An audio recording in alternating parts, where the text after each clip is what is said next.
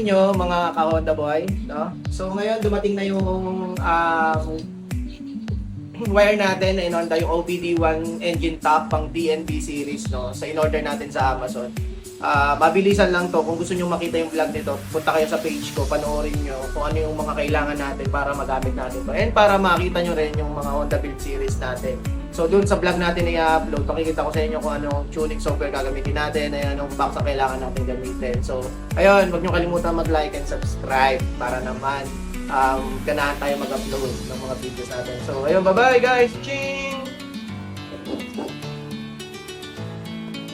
Hello, ayan, sa mga nagtatanong, dito ko siya nabili, no, sa Amazon for around $113 guys, pang D16, D18, OBD1 budget yan, DNB series stock. So si D16 nakatumbas sa atin yan, yan yung mga PH16 na wire. So for $113, ayan siya. Tapos kasama shipping, pumalo siya ng $100. So nakita ko to doon sa Honda Boy na sa US na nagbablog, ito yung ginamit niya. So far, nung tumatay, maganda naman yung quality.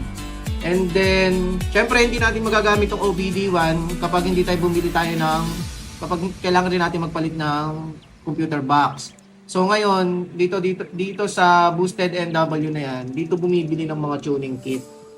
Ito, Honda Basic Starter Kit DIY Tuning Kit. So, for $220, orderin ko to. Inclusion nito, ito yung socketing kit with zip socket. Ito yung $30 na to, ito yung makikita nyo, ayan yan. So, ang maganda kasi dito, pag kailangan natin nakaganyan, para madaling alisin itong chip na to. Ito yung ipoprogram natin eh. So, pwede itong directly mo na ilagay dun sa ECU mo. Kaso, syempre, for example, gusto mo mag-upgrade ng panibagong tuning, hindi mo na mapapalitan. So maganda dito, may zip socket siya. Pwede natin, for example, bili lang tayo nito, may mga program na ganyan. Pwede na natin tanggalin agad, di na natin kailangan hinangin. So orderin natin yan.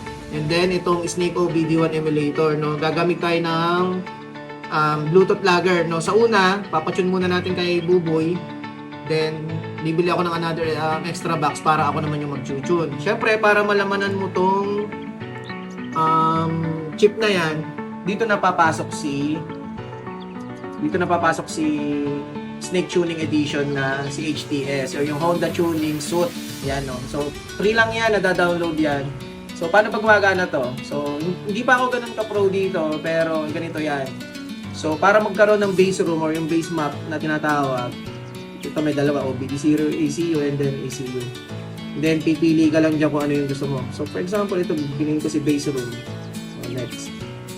Then, tatanungin ka dyan dito. Very straightforward, no? Kung yan, syempre, dahil stock lang naman yung sa atin, no? Piliin mo dyan. So, alin ba dyan yung sa atin? Honda Civic na, saan na yun?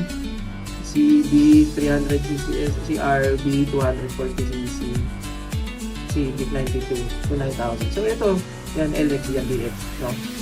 Then, sa transmission natin, stock lang naman siya. So, wala nagbago. So, dito pwede mong i-disable yon mga yan. Ganyan. So, ulitin ko lang, hindi pa ako pro dito. Pinag-aaralan ko pa rin siya.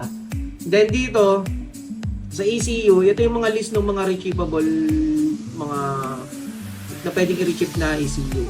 Yan. So, dito pwede mong enable yung VTEC. Pag in-enable mo yan, isa-set mo dito kung kailan mo gustong pumalo yung VTEC. And then, yung rev limit niya. Ayan. And then, for example, pinili natin si PO4 or yung si PO7 to PO, yung SDN. So, may mga default yan, no? So, pag napapalo niya si VTEC sa 55 RPM and then yung limit niya sa rev is 7,000. So, for example, ginano natin yan. Yan, dito nalalabas yan. Yung sa mga readings natin. So, karaniwan ng mga nag-tune, ito yung ginagawa. Naglalagay ka ng AF target mo. So, ang pinakamagandang base reading, so ito lang ha, correct nyo na lang ako kung tama ako, based so far sa mga nagtuturo sa akin, 14.7 yung pinaka magandang reading doon sa air fuel ratio. And then ito naman yung dito lalabas yung kapag nag-tune ka na.